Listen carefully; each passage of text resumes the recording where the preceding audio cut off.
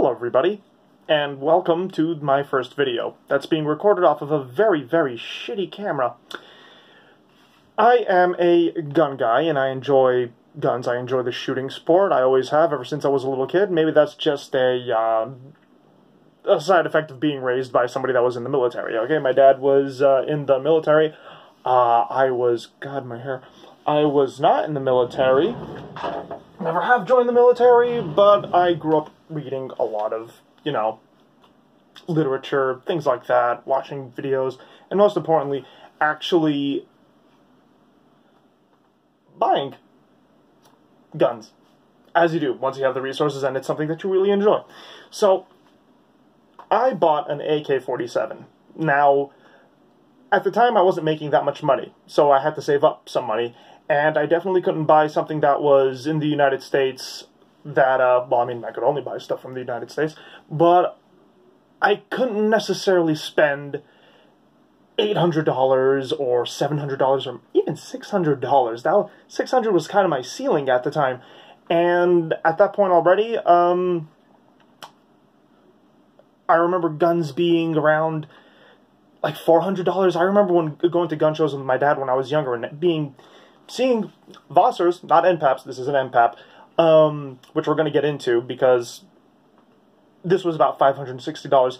But anyways, pretty decently made AK-47s, they're AK-47s. They're variation from country to country, and imports and build kits, and we could have a whole 3-part video on that, and I'm not going to do that because that's out of my league. So, what I was able to do is buy this Century Arms Zestava Npap for about $560, which, to me at the time, I was like, oh, that's right there. My dream might be able to come true. Oh my god, I will own the AK-47 and be proud, and I am. So, it didn't come with its issues, though. I had a lot to learn about the AK-47, and the further I went in, beyond my tertiary research that went into the gun, I mean, I know a good deal of history about the AK-47 and its production, and Mikhail Kalashnikov, and milled receivers, and stamped receivers, because the Russians didn't really have this stamping stuff that the Germans had, so they had to mill that. I know all of that. But yeah, this was the one gun that I was actually finally able to buy, and it was a AK-47. Now, this one here, there have been many changes made to it. Kyber Customs, I got a new grip on it because the grip that came with it stock was atrocious. Oh, God. That awful cheese grater cheap plastic thing that they slapped on there. I mean, to make it 92R compliant, is that 92R? Is that right? Probably not. Someone's going to yell at me for that. But yeah, replace that. This is an original M70 stock because also the stock that came from Century Arms was terrible, absolutely god-awful. It was too high up here. I don't know, the apprentice took a rusty beaver to it to make the buttstock, and every time you'd shoot it, the cheek weld would be so high up that you actually had to squeeze your cheek down in order to get a good sight picture. The sights are another thing I'm going to come into that are absolutely incredible. So, yeah. So, forewarning, with these kinds of stocks here for the Npap, the M70 style Npap, we'll call it, it's not the two tabs that you would have like on a normal AK-47. This has a retaining bolt that goes from the back here all the way in, and it's a pretty sturdy design, I'd say.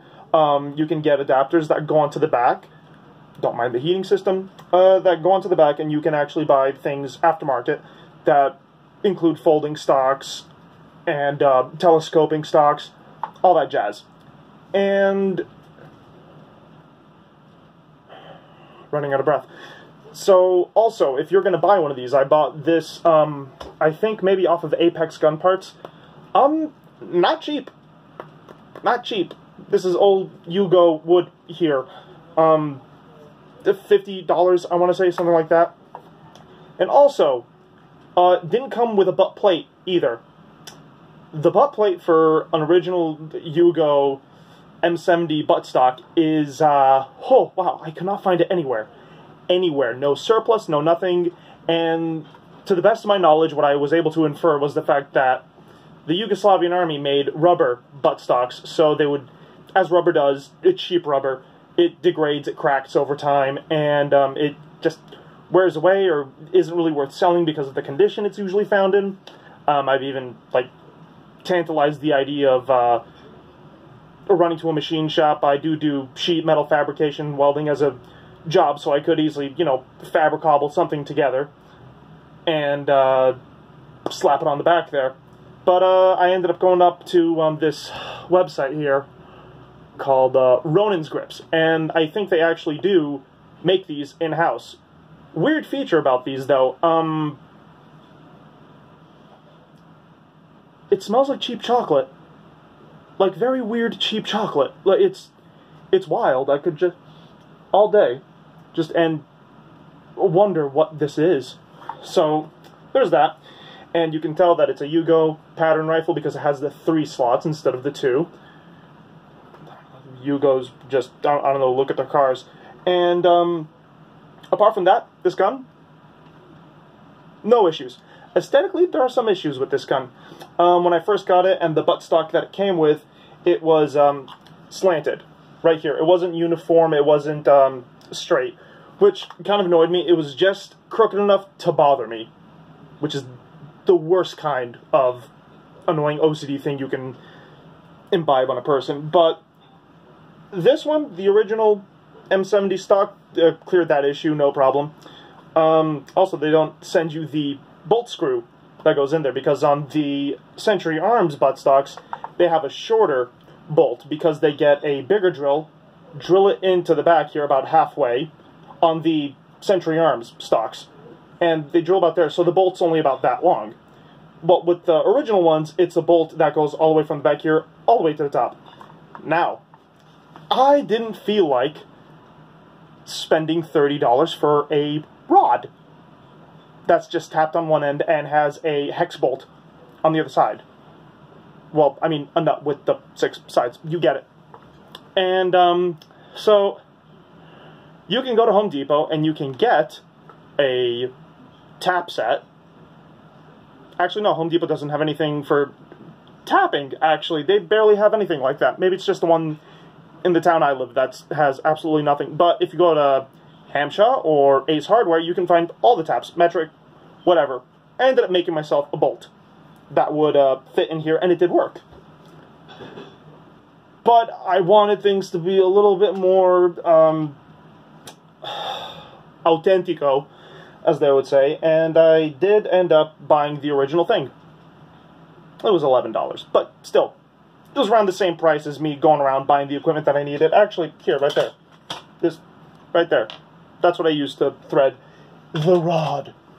And that was resolved. The rear sight. Now this is, you guessed it, you're a smart guy, you've been around guns for a while, haven't you? This is the rear sight to a Yugo SKS. But that doesn't fit there because the retaining pins on there are much wider than the stock Century Arms rear leaf.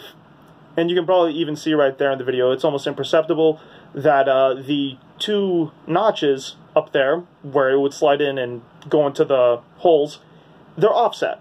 They're not quite aligned properly. So that would cause it to pretty much sit on the, sit on the gun, and the way it was on there, it was like someone whacked it with a hammer before they put it into the stock, into the box. And in order to, I mean, they didn't put a new rear sight leaf on that because that would be absurd. No, instead they just whacked the front pin for the front sight all the way to the right. And you know what, I mean, I tinker around in the shed, I figured to myself, okay, you know, I can take care of that, it's not a big deal. And I did. I ended up just drilling that out and everything. Has it come with problems? And not really. Did I have to sight it in a weird way? Yes. But does it look a lot better? Yes. Does it make me feel better? Yes. And at the end of the day, it's your AK-47. What matters to you matters to you. So, shooting this gun, haven't had one issue with it. The only issues I've ever had with it is the ammunition. That's about it.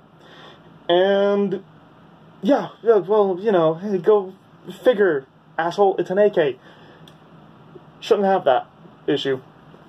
One issue that I have found that is also quite synonymous with this design, synonymous, is when you pull the bolt back, it is clear, by the ways, this is an empty magazine. Empty. Not going to put a hole through my ceiling, or into my multicolored ceiling fan. Whatever makes you sleep at night. And, it would have the issue of stopping there. I've remedied this by actually going in there and filing down the hammer of the gun, because when the bolt does come back, it does slide across the top of the hammer as it's being pushed back down. And it wasn't enough to make it go full auto. I know better than that. It's hasn't altered the rifle in any way, but the triggers are this is a Tapco trigger, and they're bad. They're bad. I don't know. They look like they're cast. They have, like, casting seam marks on them. I think some of the parts in them are cast. But that was the only other issue. Did it make the gun not function properly? No. Gun functioned just fine. Okay? If you pull it all the way back and let it slam forward, it's not going to get caught. But if you're trying to be quiet, because you're hunting rabbits, or whatever, you see, it even still does it a little bit. And maybe that's just because of my limited experience with other AK-47s, but once again, this was $560. Could I have kept everything on it stock and not bothered getting the new buttstock and they're just old buttstock and new nice wooden grip and a flash compensator that was reminiscent to a Krinkov that I got off of Wish.com for $6. No, I didn't have to do any of that. This is the stock compensator little shovel there. And yeah, no, I didn't have to do any of that really. It would have just functioned properly, it would have been fine, but, you know, it's my AK. And I paid $560 for it. It was a fixer-upper from the start. It didn't have to be a fixer-upper. It would have gotten me from point A to point B, no problem. But that's, yeah. Century Arms, Npap. A wonderful journey. Thank you for watching. Please subscribe. I don't have a Patreon. I have a job.